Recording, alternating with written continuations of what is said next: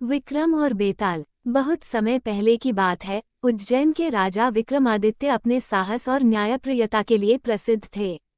एक दिन एक तपस्वी ने उन्हें एक पेड़ से लटकते बेताल को लाने का आदेश दिया। बेताल को पकड़कर लाने का काम कठिन था, क्योंकि वह हर बार राजा को कहानी सुनाकर एक सवाल पूछता और उत्तर मिलने पर पेड़ पर लौट जाता। इस बार भी विक्रमादित्य ने बेताल को अपने कंधे पर लादा और चल पड़े। बेताल ने मुस्कुराते हुए कहा, राजा, इस यात्रा में समय काटने के लिए मैं तुम्हें एक कहानी सुनाता हूँ। ध्यान से सुनना, क्योंकि अंत में मैं तुमसे एक सवाल पूछूंगा। अगर तुमने सही उत्तर दिया तो मैं वापस लौट जाऊंगा। कहानी, दो दोस्तों का रहस्य। किसी गांव में अर्जुन और मोहन नाम के दो घनिष्ठ मित्र रहते थे। दोनों का प्यार इतना गहरा था कि वे एक दूसरे के बिना कुछ सोच भी नहीं सकते थे।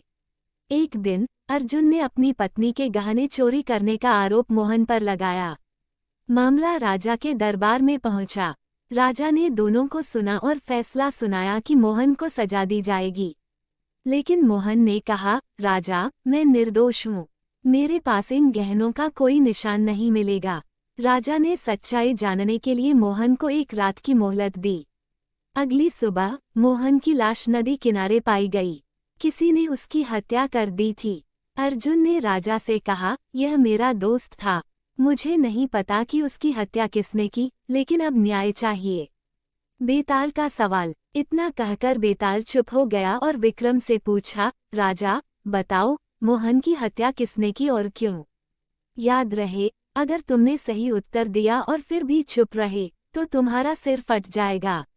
विक्रम कुछ क्षण सोचते रहे और फिर बोले, इस हत्या का असली दोषी अर्जुन है। वह दोस्ती की आड़ में धोखेबाज था।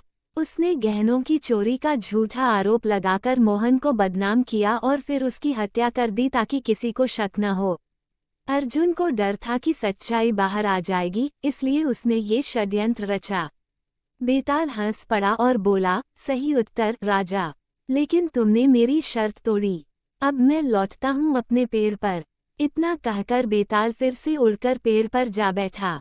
विक्रमादित्य ने दृढ़ निश्चय किया और दोबारा बेताल को पकड़ने के लिए चल पड़े।